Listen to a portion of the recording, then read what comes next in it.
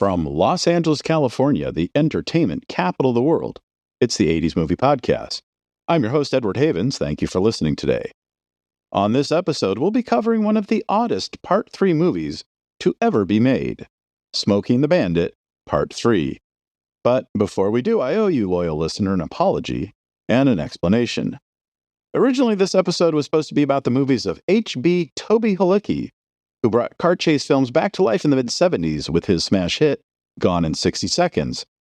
Part of the reason I wanted to do this episode was to highlight a filmmaker who doesn't get much love from film aficionados anymore, in part because this was the movie that literally made me the person I became. My mom was dating Toby during the making of the movie. I spent a number of days on the set as a 5-year-old, and I even got featured in a scene. And I thought it would be fun to get my mom to open up about a part of her life after my parents' divorce that I don't remember much of. And it turned into a discussion that made me question everything I became, much of which I will cover when I find the courage to revisit this topic, hopefully in time for its 50th anniversary this July. So, for now, and to kind of stick with the car theme this episode was originally going to be about, we're going to do a quick take on one of the most bizarre and most altered movies to ever come out of Hollywood. As you may remember, Smokey and the Bandit was a 1977 hit film from stuntman turned director Hal Needham. Needham and Burt Reynolds had become friends in the early 60s, and Needham would end up living in Reynolds' pool house for nearly a dozen years in the 60s and 70s. Reynolds would talk director Robert Aldrich into hiring Needham to be the second unit director and stunt coordinator for the car chase scene in Aldrich's classic 1974 film, The Longest Yard, and Reynolds would hire Needham to be his second unit director on his own 1976 directorial debut, Gator. While on the set of Gator, the two men would talk about the movie Needham wanted to make his own directorial debut on, a low-budget B-movie about a cat-and-mouse chase between a bootlegger and a sheriff as they tried to outwit each other across several state lines. As a friend, Reynolds would ask Needham to read the script. The quote-unquote script was a series of handwritten notes on a legal pad. Needham had come up with the idea during the making of Gator when the Teamster transportation captain brought some Coors beer to the production team. And believe it or not, in 1975, it was illegal to sell or transport Coors beer out of states west of the Mississippi River because the beer was not pasteurized and needed constant refrigeration. Reynolds would read the quote-unquote script, which, according to Reynolds' 1994 autobiography, My Life, was one of the worst things he had ever read. But Reynolds promised his friend that if he could get a studio involved and get a proper budget and script for the film, Reynolds would make it. Needham would hire a series of writers to try and flesh out the notes from the legal pad into a coherent screenplay. And with a verbal commitment from Reynolds to star in it, he would soon get Universal Studios to agree to make Smokey and the Bandit to the tune of $5.3 million. After all, Reynolds was still one of the biggest box office stars at the time, and $5.3 million was small potatoes, especially when Universal was spending $6.7 million on the Super Bowl assassin thriller 2 Minute Warning, $9 million on a biopic of General Douglas MacArthur, and $22 million on William Friedkin's Sorcerer, an English-language version of the 1950 French novel, The Wages of Fear. Reynolds would take the lead as the Bandit, the driver of the chase car meant to distract the authorities from what the truck driver is hauling. Jerry Reed, a country and western star, would get cast as the Snowman, the truck driver who would be hauling the Coors beer from Texarkana, Texas, to Atlanta. Reed had only co-starred in 2 movies before, both starring Burt Reynolds, and even if they had almost no scenes together in the final film, their rapport on screen was obvious. Sally Field, a television star who needed a big movie on her resume, would take the role of Carrie, the runaway bride who joins the bandit in his chase car. Field had just completed Sybil, the dramatic television movie about a woman with multiple personality disorder, which would break Field out of the sitcom world she had been stuck in for the past decade.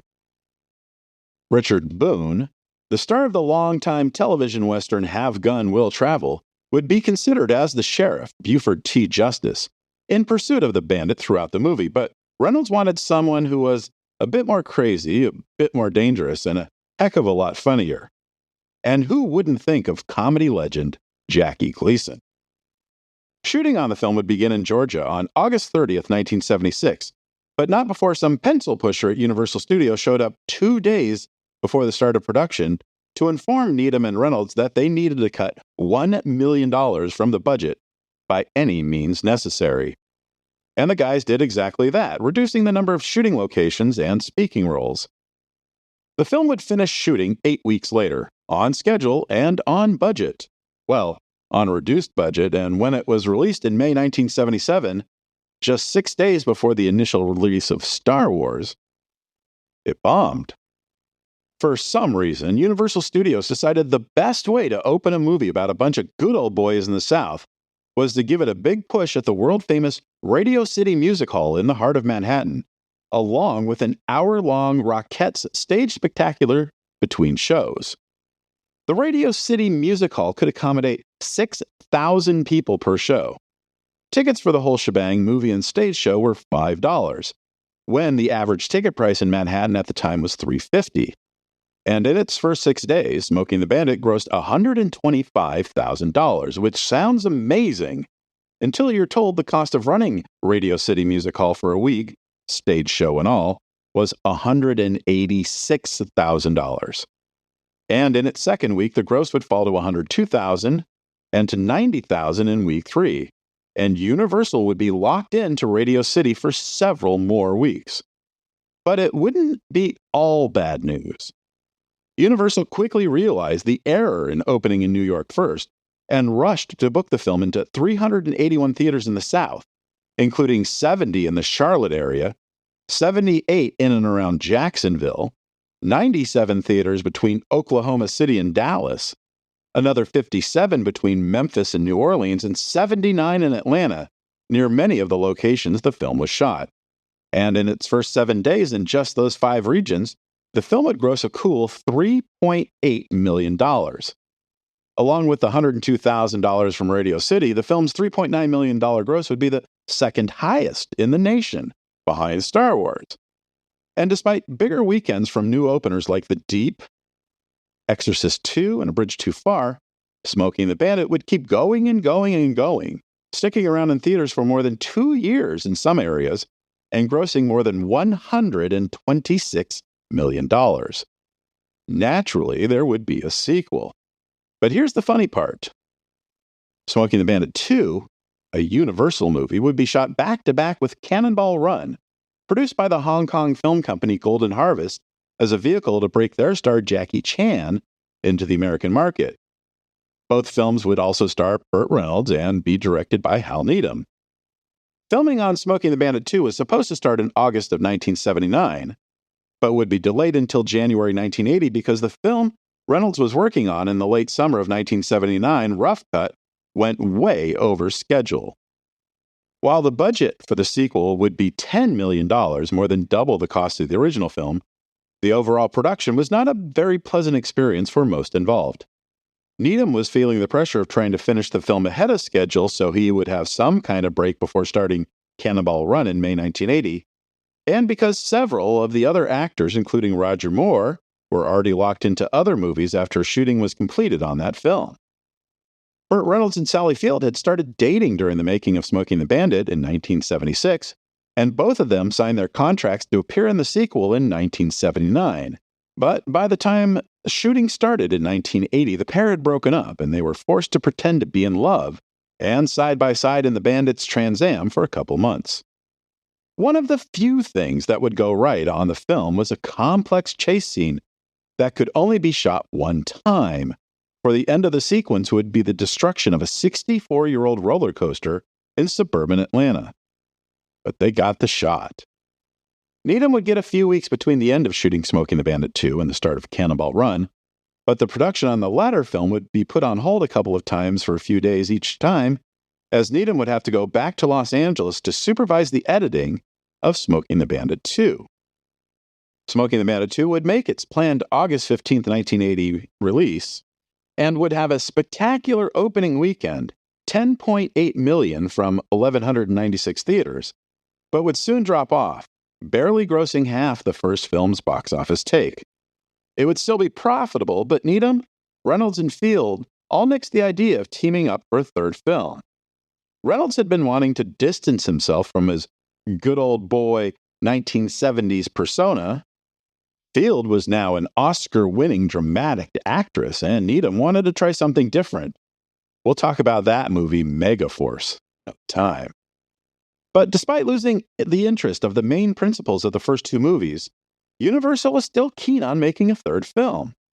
The first mention would be a line item in the Los Angeles Times calendar section on August 28, 1981, when, within an article about the number of sequels that were about to gear up, including Grease 2 and Star Wars 3, aka Return of the Jedi, that Universal was considering a third Smokey movie as a cable television movie.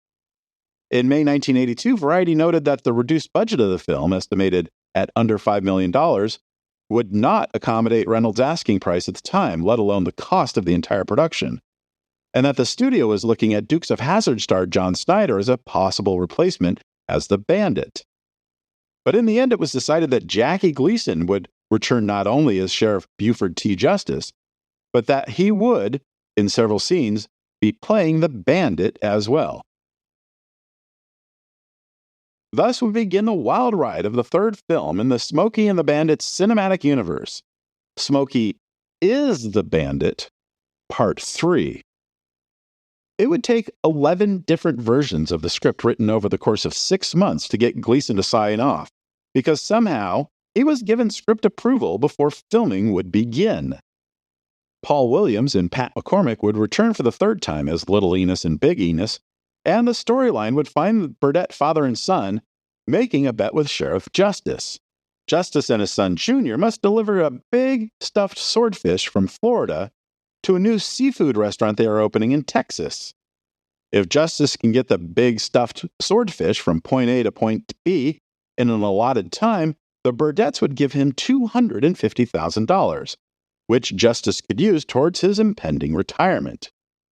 If he doesn't, however, Justice would have to surrender his badge to the Burdetts, and he would retire in disgrace. Dick Lowry, who had been directing episodic television and TV movies for several years, including 3 episodes of Buck Rogers in the 25th Century and the TV movie adaptation of Kenny Rogers' hit song The Gambler, would be making his feature directing debut on Smokey Is the Bandit, Part 3. Production on the film would begin in Florida on October 25, 1982, and last 2 months, ending 2 days after Christmas, with most of the shooting happening in Florida. Lowry and his team would assemble the film over the course of the next 3 months, before Universal held its first test screening on the studio lot in March of 1983. And to say the screening was a disaster would be an understatement. The audiences didn't understand what the hell was going on here. They wondered how Justice, as the Bandit, could be in bed with a character credited only as Blonde Bombshell, who looks at him the way women in 1982 would have looked at Burt Reynolds. They wondered why a plot twist in the very last scene was presented, that Dusty, who had been traveling with Buford T. Justice as the Bandit, was really Big Enos's daughter, when it affected nothing in the story before or after its reveal. But mostly they were confused as to how one actor could play both title characters at the same time. Like, is Justice seeing himself as the Bandit? Seeing himself behind the wheel of the Bandit's signature black and gold Pontiac Trans Am? And a beautiful country music DJ played by Colleen Camp as his companion, all while actually driving his signature sheriff's car with his son Junior as his constant companion? The studio had 2 choices. One, pony up a few extra $1 million to rewrite the script and try to lure Reynolds back to play the Bandit. Or 2, bury the movie and take the tax write-off. The second choice was quickly ruled out, as a teaser trailer for the film had already been released to theaters several weeks earlier, and there seemed to be some interest in another Smokey and the Bandit movie, even though the trailer was just Gleason as Justice, standing in front of a large American flag, wearing a military-style uniform and giving a speech to the camera, not unlike the one George C. Scott gave at the start of the 1970 Best Picture winner Patton. You can find the link to that teaser trailer for Smokey Is the Bandit Part 3 on our website at the80smoviepodcast.com. So, the studio goes down to Jupiter, Florida, where Reynolds had been living for years, and made him a sizable offer to play the bandit for literally a couple of scenes. Since Gleason as Bandit has only one line in the film, and since most of the shots of Gleason as Bandit were done with wide lenses to hide that it wasn't Gleason doing any of the driving during the number of scenes involving the Trans Am and stunts, they could probably get everything they needed with Reynolds in just a day or two. But Reynolds would say no to that offer. Strangely, he would agree to come back to the film as the Bandit for an extended sequence towards the end of the film. We'll get to that in a moment.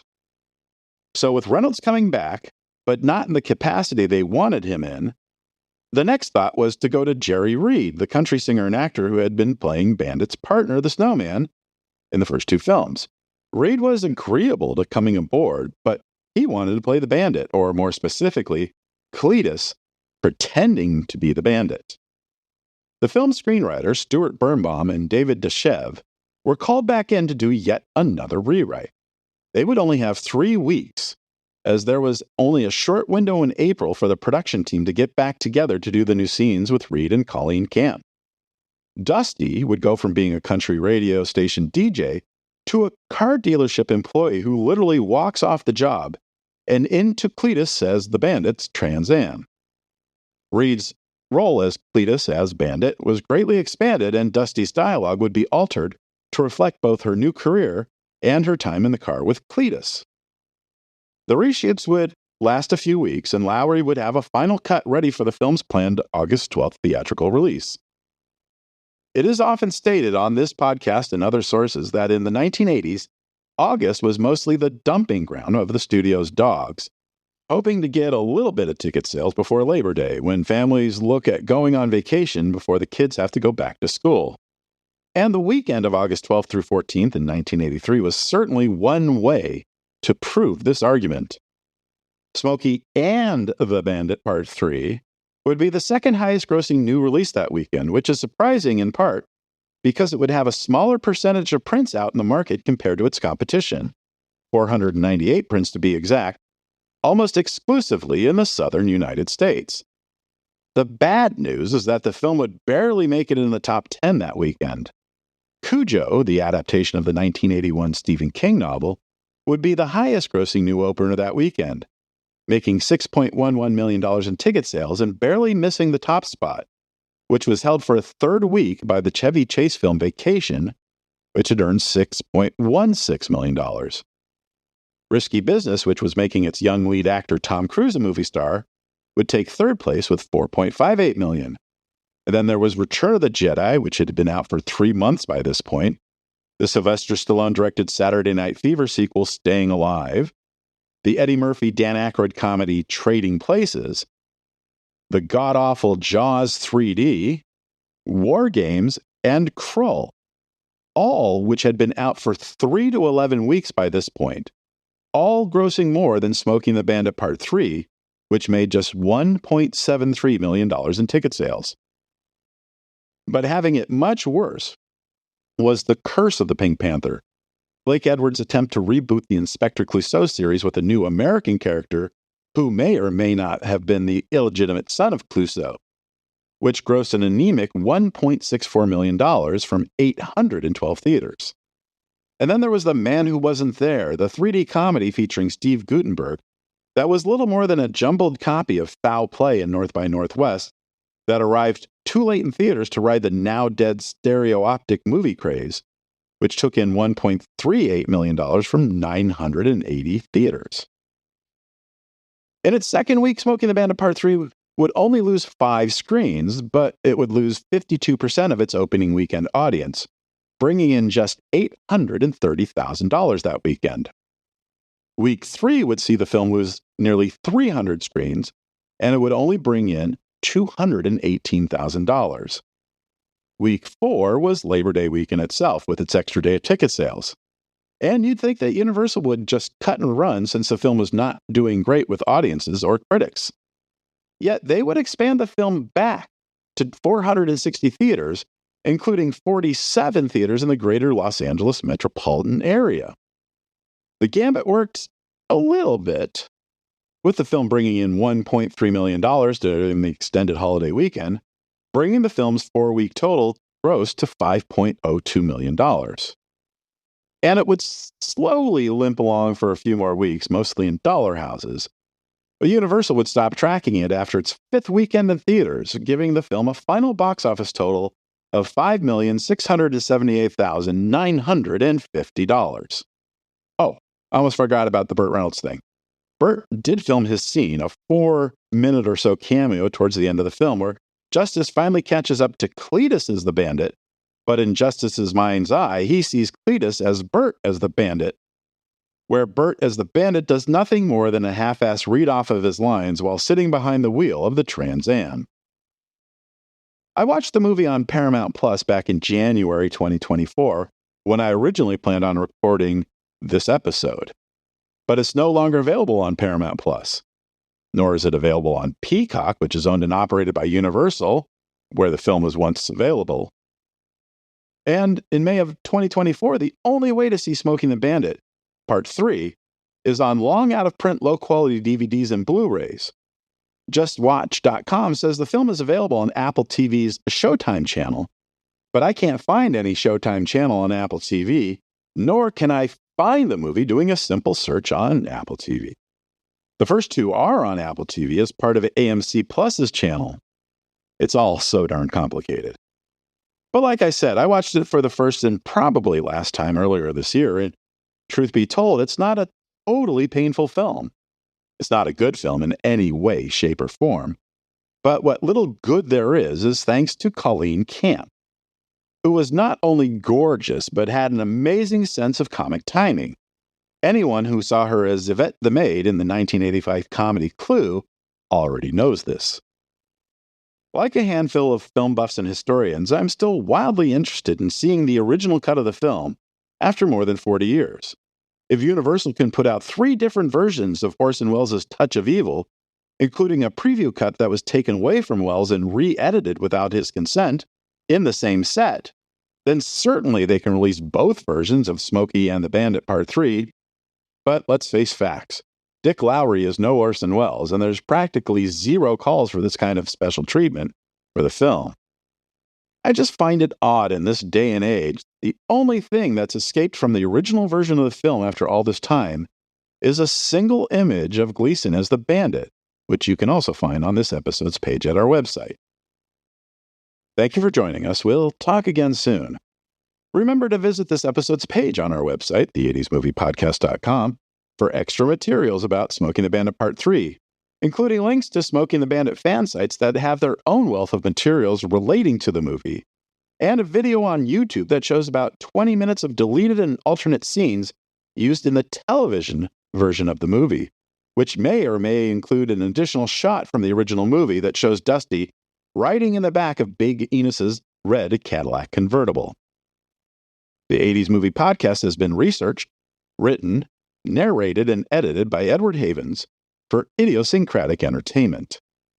Thank you again. Good night.